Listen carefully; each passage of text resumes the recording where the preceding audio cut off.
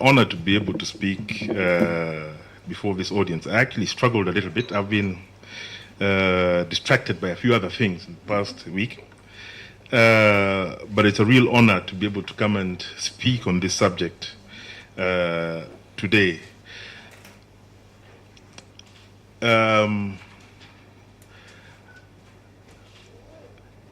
I think it must have been 3 years ago I traveled to a place, to Mwanza, I won't call it a slum, an informal settlement. It was a huge informal settlement in Mwanza called Mabatini. And spent a week there that I really enjoyed, living with a family that was headed by a widow, and she had 3 sons, I think between the ages of around 18 down to around 13. And one of the things that struck me was, and this was not a wealthy family, it was a poor family.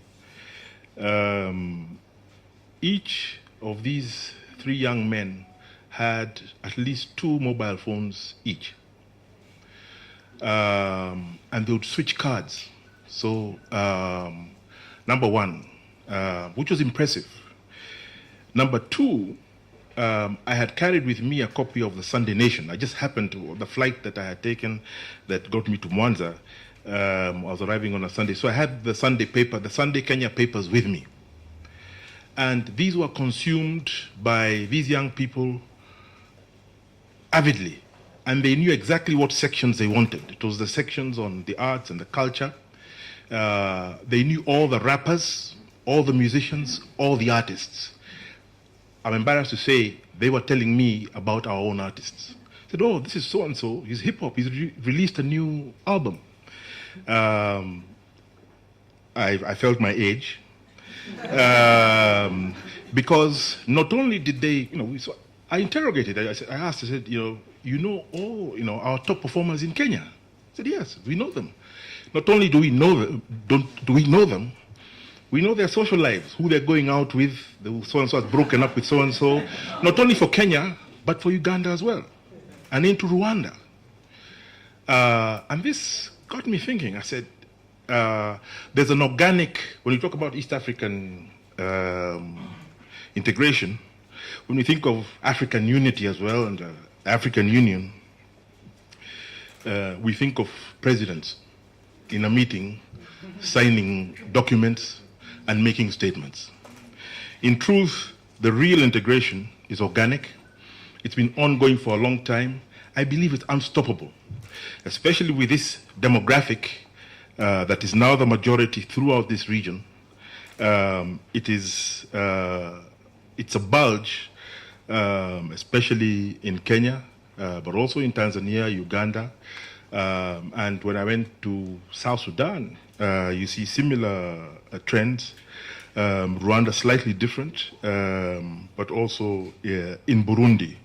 So, and this demographic below the age of 34, that is the majority of the population of this region, are already integrated, at least when it comes to the arts and to the culture, popular art and culture.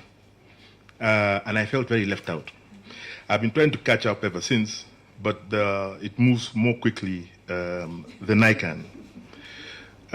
So that was one important lesson for me, because I think that's going to have and is having a political and social impact in terms of what our young people view to be accountability.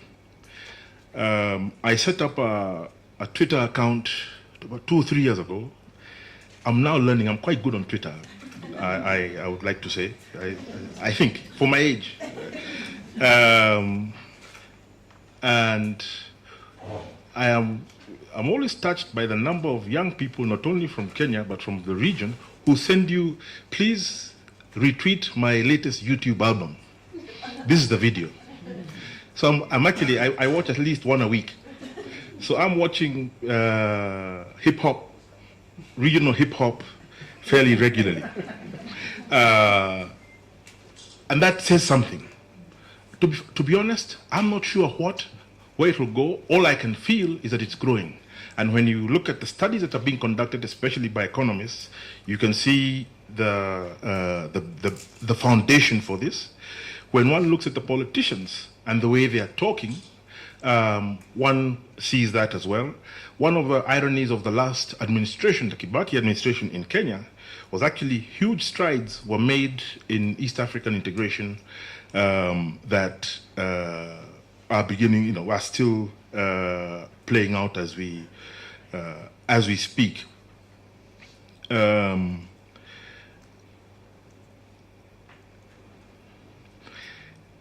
What potential does the arts and culture have in this context where this sector is so vibrant, despite the fact now we have what we call, is it the integration or the coalition of the willing in the region?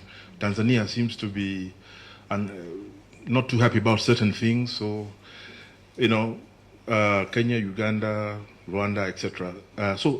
The political differences, which are normal, unfortunate, but they happen. Integration is continuing in the arts and popular culture.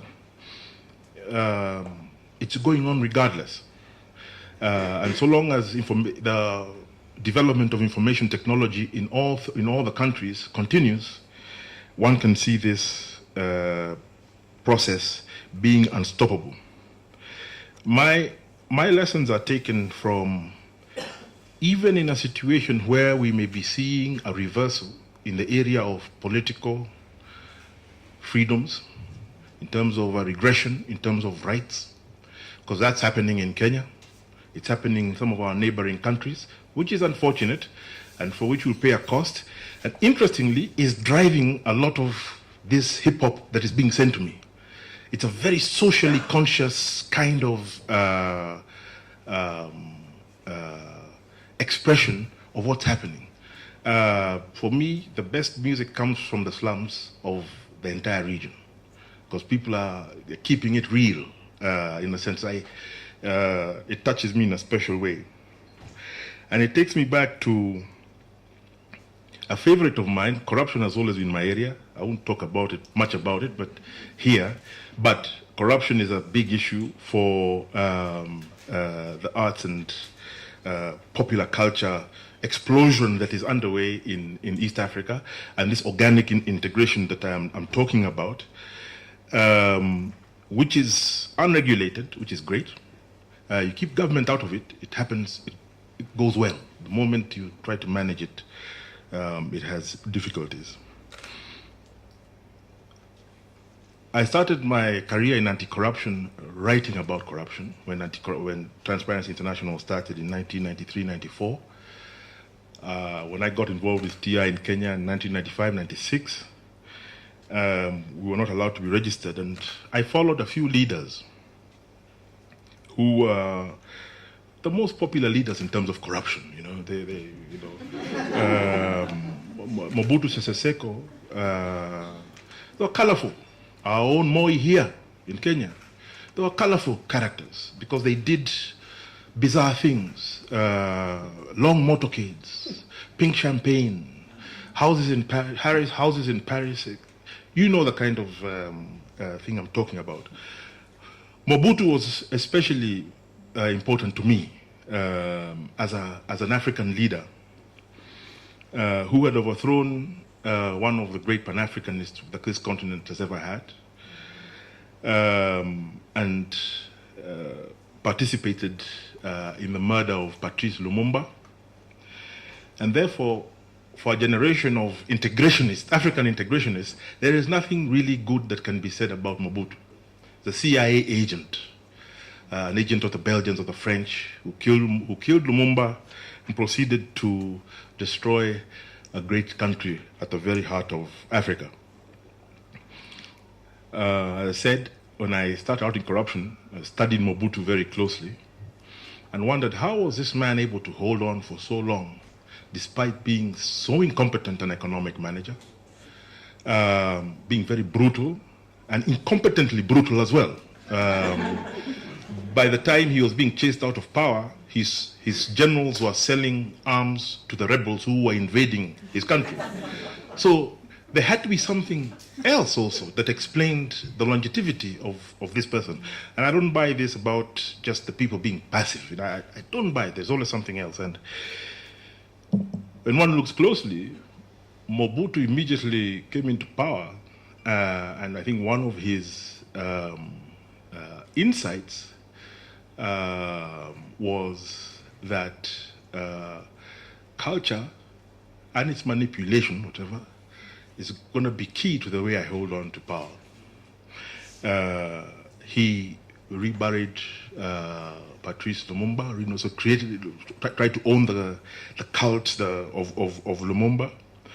He then became the great Pan-Africanist. Idi Amin also tried, and did try to do it his own way.